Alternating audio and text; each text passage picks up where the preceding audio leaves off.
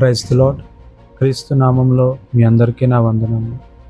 నేడు క్రైస్తవ సంఘం ప్రపంచ చరిత్రలో ఇంతకుముందు ఎన్నడూ లేనటువంటి శ్రమలను అనేక దేశాల్లో ఎదుర్కొంటుంది.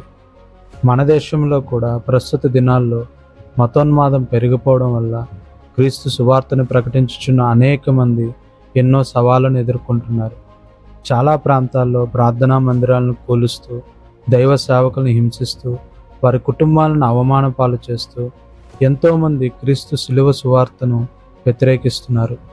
దేవుని కోసం నిరాడంబరంగాను నిస్వార్థంగాను సేవ చేస్తున్న ఎంతోమంది శైవ సేవకులకు ప్రస్తుత దినాలు గడ్డు పరిస్థితులుగా మారాయి. ఒకప్పుడు ఎక్కడ చూసినా సువార్త మీటింగులు, ఉజ్జీవ సభలు, సువార్త దండయాత్రలు అంటూ సంఘాలు కదిలి వెళ్ళి మారుమూల గ్రామాల్లోనూ పట్టణాల్లోనూ అనేక చోట్ల క్రీస్తు సువార్తను స్వేచ్ఛగా ప్రకటించేవారు. అయితే ఈరోజు అలా ప్రకటించడానికి ఎన్నో కఠినమైన పరిస్థితులు ఆవరించి ఉన్నాయి. అనేక నిబంధనలు సువార్తను నిర్బంధించి ఉంచాయి. కానీ తమ ప్రాణాలను సైతం లెక్క చేయకుండా క్రీస్తు సువార్తను ప్రకటించుచున్న ఎంతోమంది క్రైస్తవ సహోదరులు హతసాక్షులుగా మార్చబడుతున్నారు. ఈ లోకంలో అనేకులు అబద్ధం కోసం చనిపోతున్నారు. కొంతమంది సత్యం కోసం ప్రాణత్యాగం చేశామని చెప్పుకొని తమను తామే మోసం చేసుకున్నారు.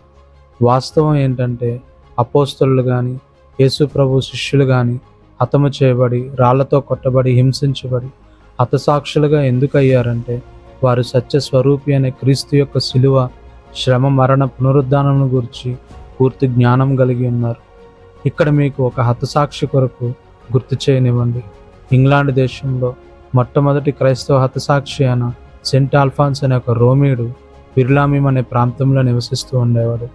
ఆయన ఒకరోజు ఒక క్రైస్తవ బోధకునికి తన గృహంలో ఆశ్రయం ఇచ్చినందుకు ఆయన వాక్యం ద్వారా ఆయన కదిలించబడ్డాడు. ఆయనకు ఆశ్రయం ఇచ్చి ఆయన వాక్యం ద్వారా యేసుక్రీస్తు సొంత రక్షకుడిగా అంగీకరించాడు. ఇది తెలుసుకున్న రోమా సామ్రాజ్యం తమ దేవతలను ఆరాధించని ఇతర వ్యక్తులకు నివాసం ఇచ్చినందుకు అతని కనుగుడ్డలను తీసి హింసించి హతమార్చారు.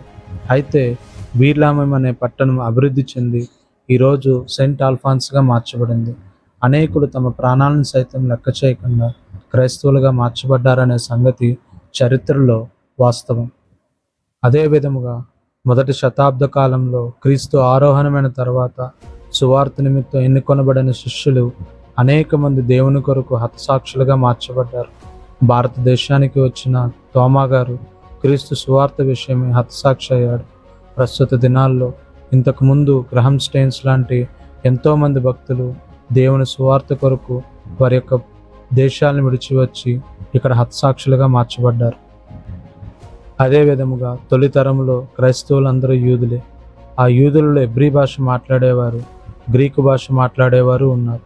వారిద్దరి మధ్య ఒక వివాదం వచ్చినందున గ్రీకు భాష మాట్లాడే యూదులు ఒక ఆరోపణ చేశారు. అనుదిన పరిచర్యలో మమ్మల్ని చిన్నచూపు చూస్తున్నారని, మా వెరవెరాండ్రకు సరిగా ఆహారం అందట్లేదని వారు 12 మంది అపోస్తలులకు తమ సమస్యను వివరించారు.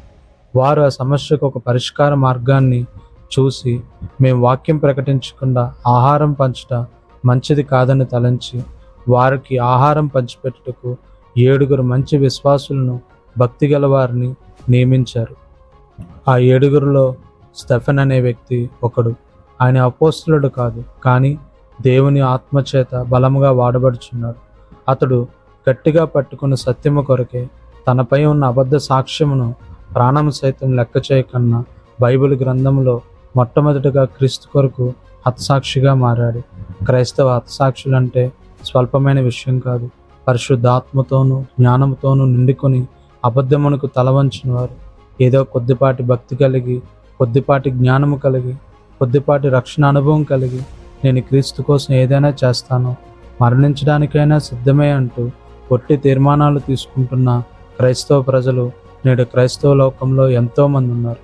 ఒకప్పుడు ఎంతో స్వేచ్ఛగా క్రీస్తుని ఆరాధించే స్థలాలు నేడు ఆరాధించుకోవడానికి ఎంతో ఇబ్బంది పడవలసి వస్తుంది. పరిస్థితి ఇలా రోజు రోజుకి ఎందుకు కఠినంగా మారుతుందో ఎప్పుడైనా ఆలోచించావా? నిన్నటి దినాన ప్రభు యొక్క దాసుడు ప్రవీణ్ అన్న క్రైస్తవ లోకానికి ఎంతో ముఖ్యమైన వ్యక్తి మరణం ఒక తీరని లోటు. అన్న తను జీవించినంత కాలం దేవుని కొరకు రోషము కలిగి సత్య సువార్తను అన్ని జనుల మధ్యను క్రైస్తవ లోకంలో ధైర్యంగా ప్రకటించారు. కానీ అన్నకు ఆ విధంగా జరగడం చాలా బాధాకరమైన విషయం. అది ఏ విధంగా జరిగేదన్నది పూర్తిగా విచారణ జరుగుతుంది. అయితే రాబోయే రోజుల్లో ఇంకా ఎంతమంది దేవుని కొరకు మరణించవలసి వస్తుందో మనకు తెలియదు. ఆ పరిస్థితి నీకు నాకు వస్తే దేవుని కొరకు ధైర్యంగా నిలబడతామా? మన ప్రాణాలను సైతం లెక్క చేయకన్నా దేవుని సేవ కొరకు మన ప్రాణాలను అర్పిస్తామా?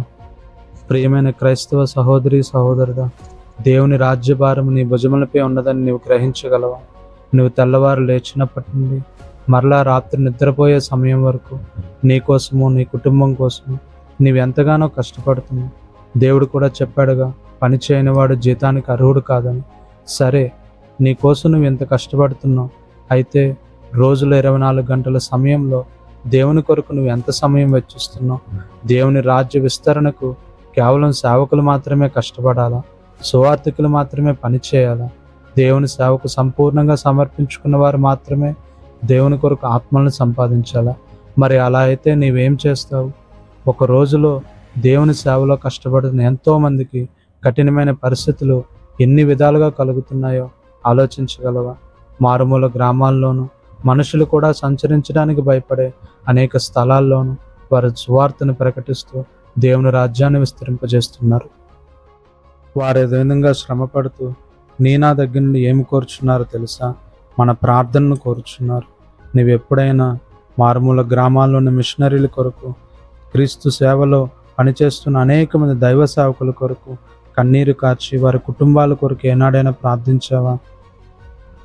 ఇలాంటి సువార్త యోధులు తమ ప్రాణాలను సైతం లెక్క చేయకన్నా క్రీస్తు సువార్తను ప్రకటిస్తుంటే నీవు మాత్రం ఆ బాధ్యతను పూర్తిగా విస్మరించి నాకు ఏమీ పట్టదన్నట్టుగా ప్రదర్శన చూస్తున్నావు. దయచేసి ఇప్పటికైనా ఆలోచించు. ప్రియమైన సహోదరి సహోదరుడా, లోకంలో జీవించిన కాలం ఇక చాలు. దేవుని తట్టు తిరుగు, దేవుని సేవకుల తట్టు తిరుగు, వారు చెప్తున్న వాక్యం వైపు తిరుగు. దేవుని మాటలను ఆలకించి నీ జీవితాన్ని దేవుని కొరకు సమర్పించు. నాతో పాటు కలిసి ఒక చిన్న ప్రార్థన చేస్తావా? మోకరించి కళ్ళు మూసి దేవునికి ఒక చిన్న ప్రార్థన చేద్దాం. ప్రియమైన తండ్రి, నా దినములు నీడవలే గతించిపోచున్నాయి. నీ కొరకు ఏదైనా చేయుటకు నాకు నీ బలమైన శక్తిని ప్రసాదించండి. నా బలహీనతలను, నేనున్న స్థితిని మీరు చూసి నన్ను పైకి లేపి మీరు కొరకు ఒక సాక్షిగా ఈ లోకంలో వాడుకోండి. యేసుక్రీస్తు నామంలో ప్రార్థించుచున్నాను తండ్రి. ఆమేన్.